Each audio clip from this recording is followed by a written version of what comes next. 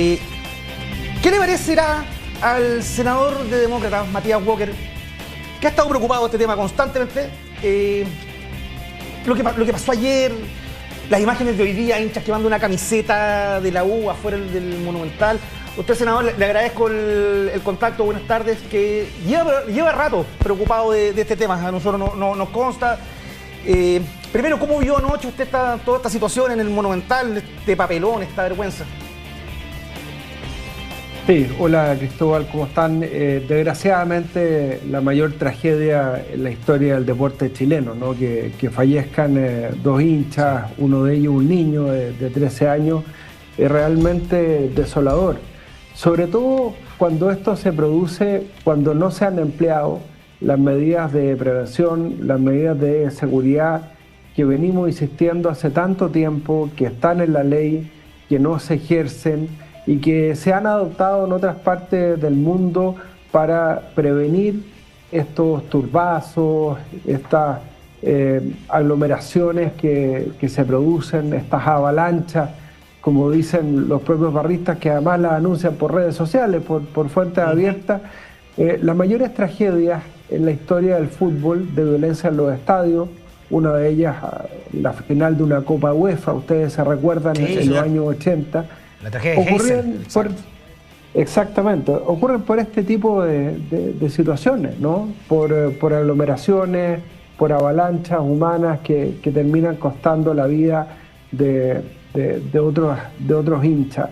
Entonces, bueno, ahí está lo que hemos insistido tanto. Los torniquetes, no pueden haber barreras humanas para contener a estas personas. Tienen que ser torniquetes con control biométrico, con reconocimiento facial, por supuesto, con registro nacional de hinchas para verificar que personas que hoy día tienen prohibición de ingreso a los estadios por el ejercicio del derecho a admisión no entren. Y bueno, estamos en presencia, yo lo vengo diciendo hace mucho tiempo, ustedes lo decían, de crimen organizado. Nosotros aprobamos una ley que sanciona el crimen organizado y el crimen organizado llegó al fútbol.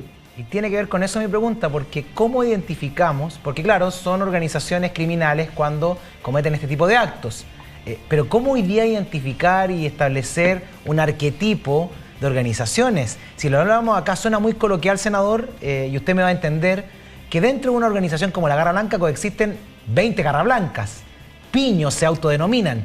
¿Cómo darle una orgánica también? Me imagino que ahí para el Estado y para ustedes como legisladores es muy difícil establecer esas formas, porque hoy, ¿ante quién hablamos cuando hablamos de la Garra Blanca? ¿Cómo le damos una ontología a estas organizaciones tan difusas, tan amplias también?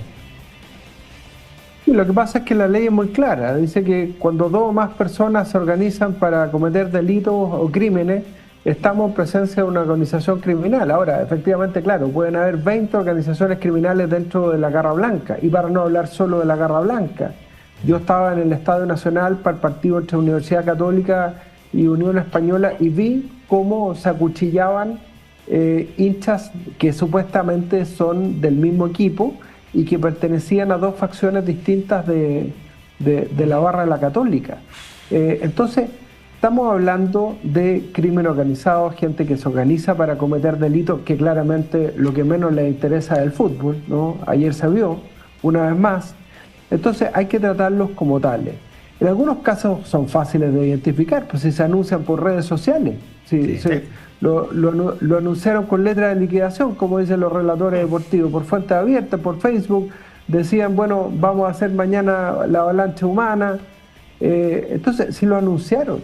Y para eso está el reconocimiento facial, como existe en otras partes del mundo, que son las cámaras que pueden determinar cuál es la identidad de una persona cuando ingresa a un estadio y detenerla cuando provoca hechos de violencia. Senador, pero esta es una discusión que viene no hace un año, no hace 3 años, no hace 5, viene hace mucho rato. Y usted ha sido promotor de, bueno, vamos a ponerle el cascabel al gato, que es una frase manoseada, pero creo que viene muy bien. ¿Dónde está el cortapisa? ¿Dónde se encuentran los problemas? ¿Quién dice no? ¿Quién no vota a favor? ¿Por qué esta cuestión no camina? Porque después sale Pablo Milad, si esto lo extrapolamos al torneo local, que dice, no, es que a mí en los parlamentarios no me aprueban, en los controles biométricos, a mí aquí no esto, no lo otro. Y me imagino que ningún parlamentario podría estar en contra de zanjar esta cuestión de una vez por todas. ¿Dónde está el problema? ¿Por qué no se avanza? Sí, es que en eso Pablo Milad se equivoca, y yo se lo he dicho personalmente, lo hemos discutido personalmente, porque hoy día los clubes organizadores tienen todas las herramientas en la ley de derechos y deberes del fútbol para el control de acceso a los estadios utilizando medios tecnológicos. Lo que pasa es que la ley no quiso calzarse con una tecnología específica. Exacto. Pero existe el control biométrico, el reconocimiento facial. Decía el ministro de Seguridad que la NFP ha estado pidiendo la postergación del control biométrico.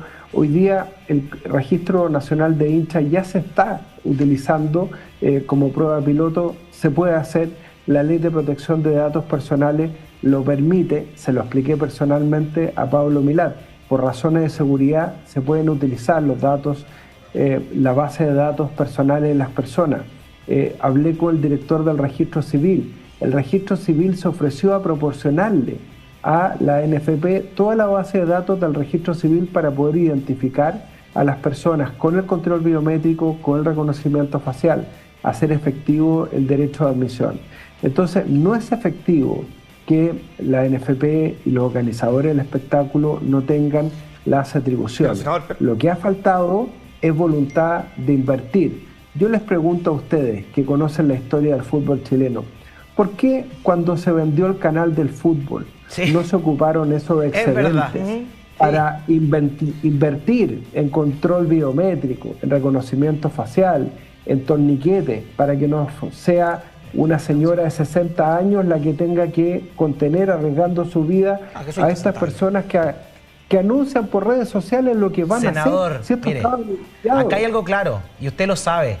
El fútbol es una actividad privada, pero cuando necesita del Estado, va y pide a la fuerza pública, por el orden público, y quiere que el Estado también le construya los estadios, y quiere que el Estado aparezca, pero cuando tienen que tener las ganancias, es de los privados, es una corporación privada, pero esa corporación privada, que es la encargada de estos controles biométricos, de dar seguridad, no quieren invertir, senador. Entonces, la pregunta para ustedes como parlamentarios es, porque esto es más profundo, y usted también ha sido promotor de cambios a la ley de sociedades anónimas deportivas, en términos de la responsabilidad que tienen que tener los dueños de los clubes, que claramente no actúan así en sus corporaciones privadas, en empresas que sean de otra índole y no del fútbol.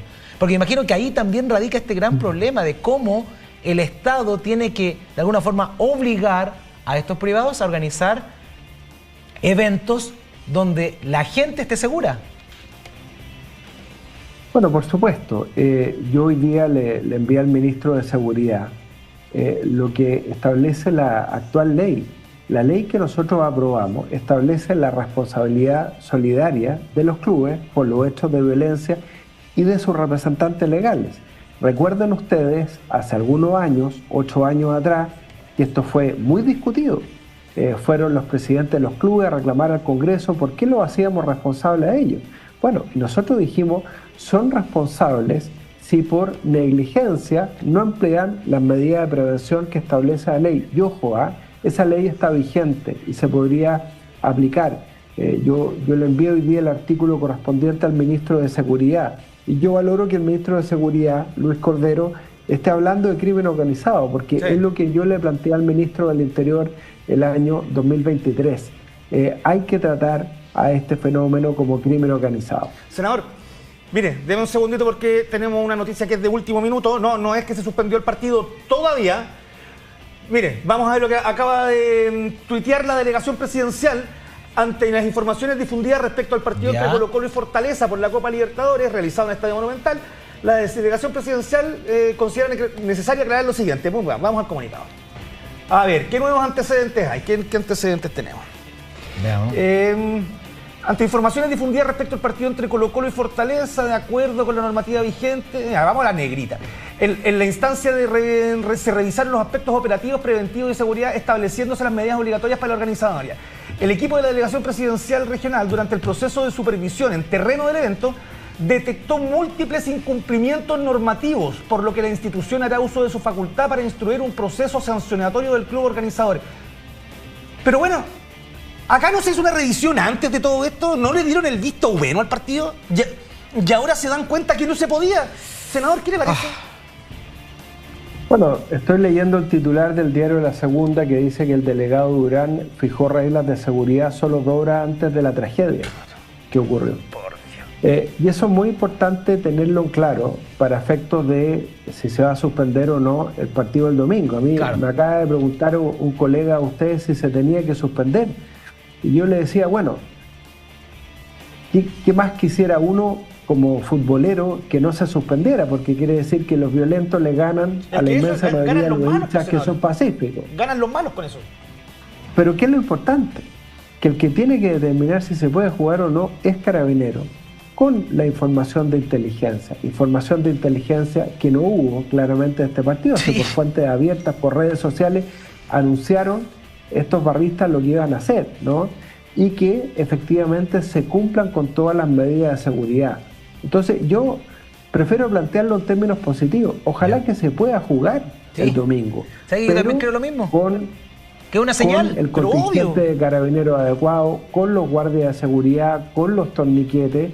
Mira, yo la última vez que fui a un estadio, les conté, fui al Estadio Nacional hace 2 semanas a ver un partido. ¿Fue un viernes en la noche? ¿Católica Unión? Sí, un viernes en la noche. Era el Nacional ese juego. Así es. Me hicieron sacarme el gorro. Tuve que sacar hasta el llavero de mi casa. Claro. Me revisaron todo. A nosotros nos revisan las mochilas. Cualquiera de nosotros que va a los estadios, a los periodistas también le revisan todo. Sí. Y estos señores hacen lo que quieren. Entonces, bueno, yo creo que espero que los violentistas no ganen una vez más, no afecten a la inmensa mayoría de los que vamos al estadio y queremos disfrutar con el fútbol, con nuestros hijos, con la familia, y que se puedan emplear todas las medidas de seguridad, pero el delegado de la región metropolitana tiene que aclarar esto que sale en el diario La Segunda. Tuvo acceso a una información que las exigencias se establecieron solo 2 horas antes de esta tragedia que le costó la vida a 2 personas, ¿no? Y a 2 menores prácticamente. Mira, que estoy mirando acá. Dame un segundo, que encontré, por esto del cortapisa, y le preguntaba ¿dónde está el problema? 14 de enero del 2019. 14 de enero del 2019. Presidente del Consejo para la Transparencia insiste en carácter ilegal y discriminatorio del proceso de enrolamiento biométrico para hinchas de Colo-Colo. Tengo también una publicación. Fue un argumento. Es una publicación que tengo, que es del diario La Tercera, que por aquí la tengo. El duro revés del Senado relacionado al tema de los perfiles del Registro Nacional de Hinchas. Y que también encontraba problemas en el Parlamento. Senador, ¿usted cree que... Quiero preguntar si estamos tocando fondo, porque yo creo que el fondo en esto lo tocamos hace rato, con algunos oasis, ¿no?, de tranquilidad. Pero mira, tírame el otro apoyo que tenemos, senador, un apoyo con los incidentes de la Supercopa, se acordará usted, esa que empezó en febrero y terminó en noviembre, Colo-Colo en partido en Antofagasta, yo digo, no solo Colo-Colo, si es más grande esto. Pero ¿qué hacemos? Si tenemos que ir a lo puntual. ¿Tiene algo que ver, por ejemplo, que la NFP se separe de la federación y la NFP se aboque de lleno a esto? ¿Cómo le amarramos la campanita al gatito? Bueno, quiero responder las 2 preguntas, porque efectivamente fue lamentable que la Comisión de Deportes se rechazara nuestra indicación, yo fui uno de los autores, para establecer el Registro Nacional de Hinchas con carácter legal. Ahora, vamos a insistir con esa indicación. Algunos senadores consideraban que era antidemocrático, discriminatorio. Lo que pasa es que yo tengo colegas que nunca han ido a un estadio, no entienden que es fundamental que personas que han participado en hechos de violencia no ingresen nunca más a un estadio, si para eso se creó el derecho de admisión. ¿Por qué? ¿Por qué la ley se llama de derechos y deberes del fútbol?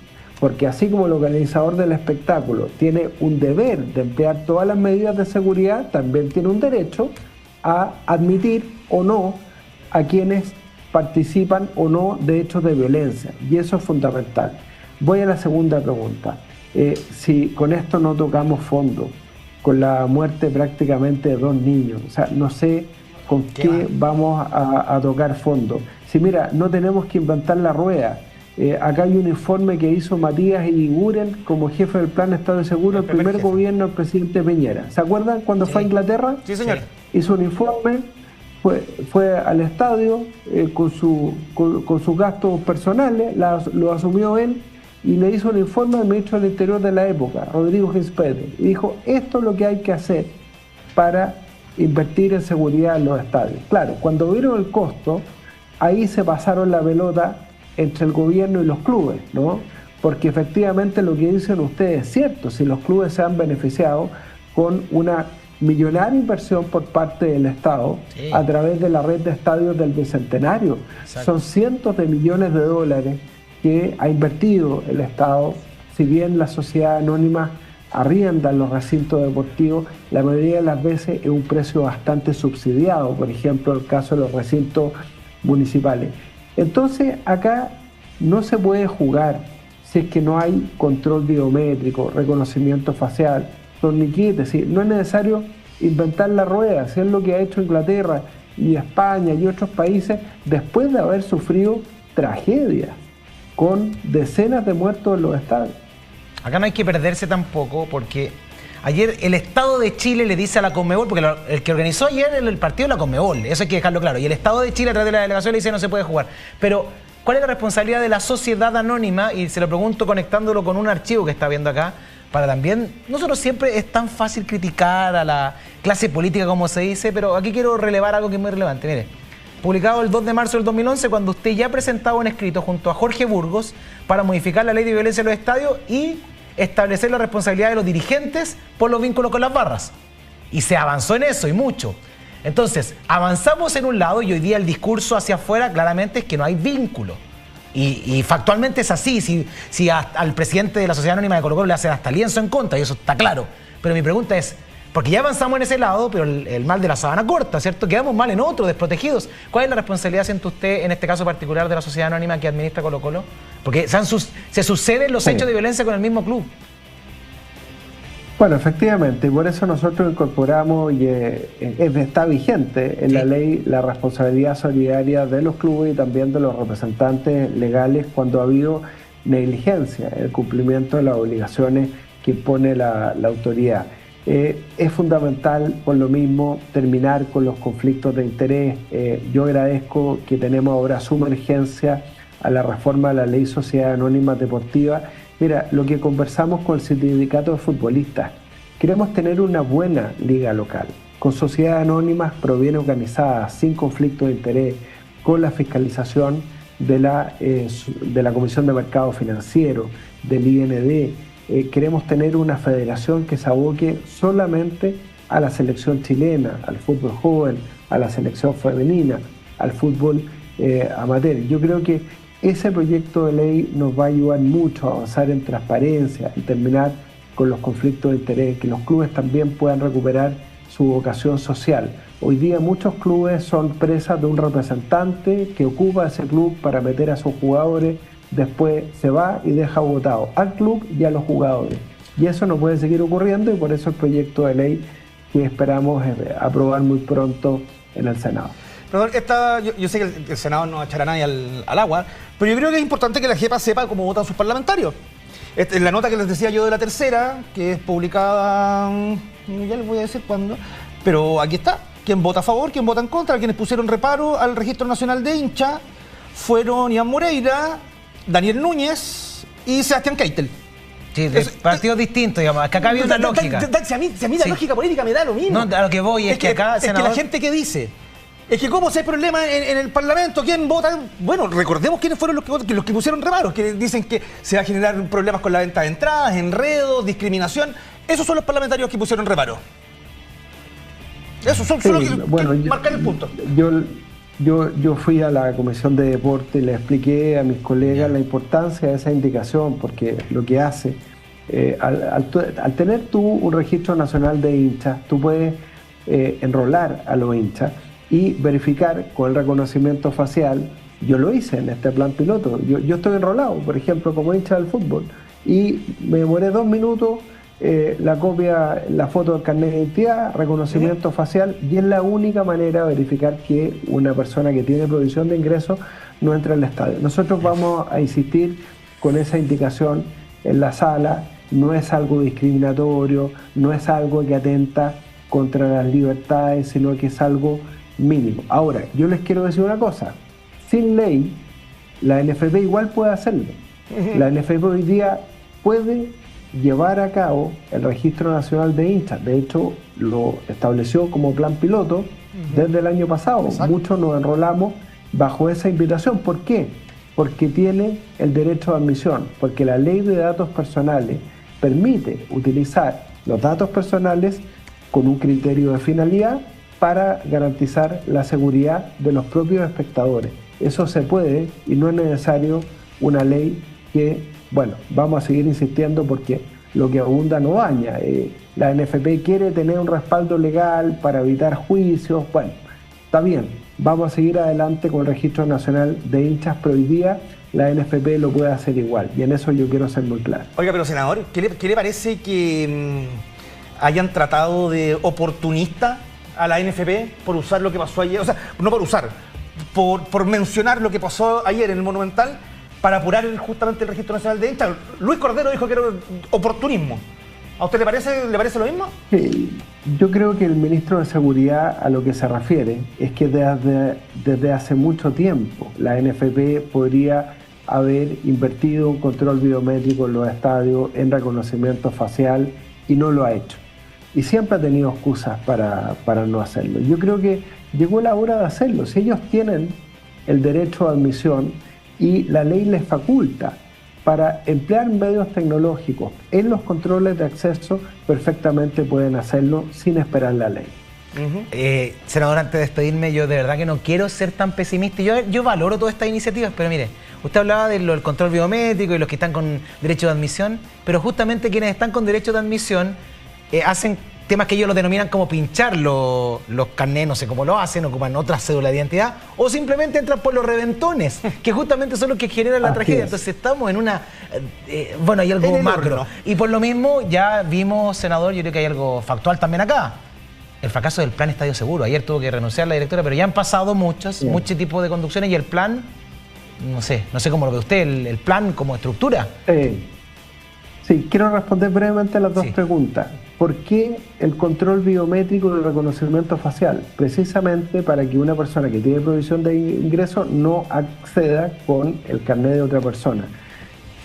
¿Por qué el torniquete? Porque el torniquete impide las avalanchas humanas, los turbazos, ¿no? Porque la persona no puede entrar. Es como, no sé, los que fueron al recital de Shakira, por ejemplo. Sí. Pasaron por 4 controles y había un torniquete. Y si tú pasabas el carnet y tirabas el torniquete y no te dejaban pasar, no pasabas nomás. Entonces, eso es mucho más efectivo a que tenga que estar una señora que puede tener 50 años, que no tiene ni la fuerza ni la preparación para enfrentar a estos energúmenos. ¿Te fijas? Sobre Estadio Seguro, mira, Estadio Seguro es un programita sin ninguna trascendencia. Acá el problema no es Pamela Venegas.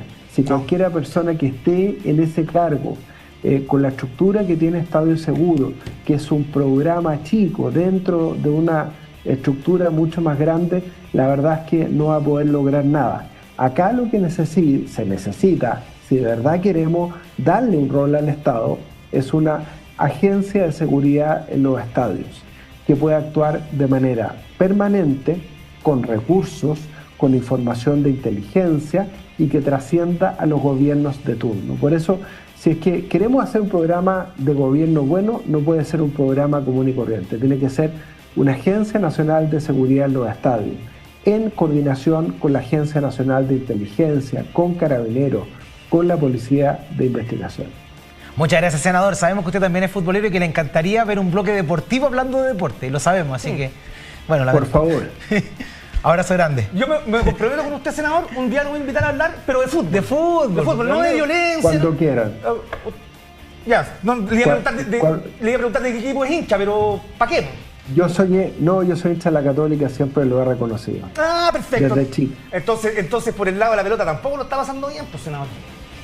No, tampoco, pero vamos a tener un lindo estadio. Un abrazo. Exacto. Abrazo, senador. Gracias por el tiempo. Que estén muy bien. Chao.